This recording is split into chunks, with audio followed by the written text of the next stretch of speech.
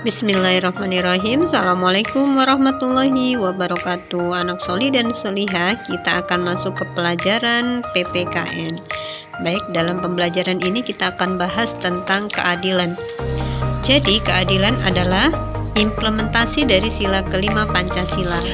Ada yang masih ingat bunyi sila kelima Pancasila? Iya, yaitu keadilan sosial bagi seluruh rakyat Indonesia. Nah, anak-anak, apakah keadilan itu artinya membagi sama rata? Iya, jadi misalkan ada sebuah kasus, ada seorang ibu yang mempunyai dua anak. Anak pertama berusia 5 tahun, anak kedua berusia 6 bulan. Apakah jika ibu itu memiliki makanan, apakah ia harus membagi sama rata kepada kedua anaknya? Baik, jadi keadilan itu tidak berarti membagi dengan sama rata ya anak-anak. Adik bayi diberi makanan sesuai usianya. Begitu juga dengan kakak sang bayi juga diberi makanan seusianya. Jadi adil itu bukan berarti keduanya dibagi makanan yang sama rata.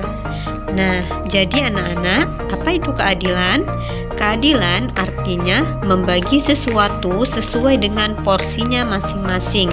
Keadilan berarti tidak memihak atau pilih kasih, tetapi bertindak sesuai hal dan kewajibannya. Nah, keadilan dapat dibiasakan sejak kecil dan mulai dari lingkungan terkecil, yaitu keluarga. Jadi, adil itu bukan berarti dibagi sama rata ya, tetapi kita harus melihat porsinya. Jika memang masih kecil, maka diberikan sesuai dengan usianya. Jika memang sudah besar, maka diberikan sesuai dengan usianya. Jadi misalkan anak-anak di rumah memiliki adik, seorang adik masih kecil, tiap hari mungkin digendong sama ibunya. Tiap hari dielus-elus, digantiin pakaian, dimandikan, dan seterusnya. Lalu anak-anak berpikir, ibu tidak adil. Nah, itu berarti tidak boleh. Kenapa? Karena adik anak-anak memang masih kecil yang harus butuh perawatan dan perhatian dari ibu kalian. Sedangkan anak-anak sudah besar, sudah kelas 6, yang memang harus sudah bisa mandi dan melakukan aktivitasnya sendiri.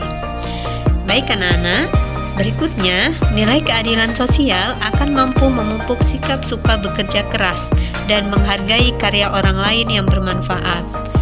Nah, nilai keadilan dapat diterapkan dalam kehidupan sehari-hari.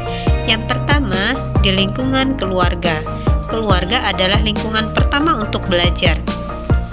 Anak-anak kita terlahir pertama kali di dunia, maka bertemu kita yang pertama adalah dengan keluarga kita, dengan orang tua kita, dengan kakak atau adik kita. Maka keluarga adalah lingkungan pertama kita untuk belajar menghargai, belajar bersikap adil, belajar bersabar, belajar tentang hal lainnya. Lingkungan berikutnya adalah lingkungan sekolah. Lingkungan sekolah menjadi tempat pertama menerima pendidikan formal. Ya, jadi banyak pengetahuan yang dapat dipelajari di lingkungan sekolah. Yang berikutnya adalah lingkungan masyarakat. Dari lingkungan masyarakat, kita dapat belajar tentang sosialisasi dengan orang lain, dapat belajar bagaimana kita harus bergotong royong ketika berada di lingkungan masyarakat.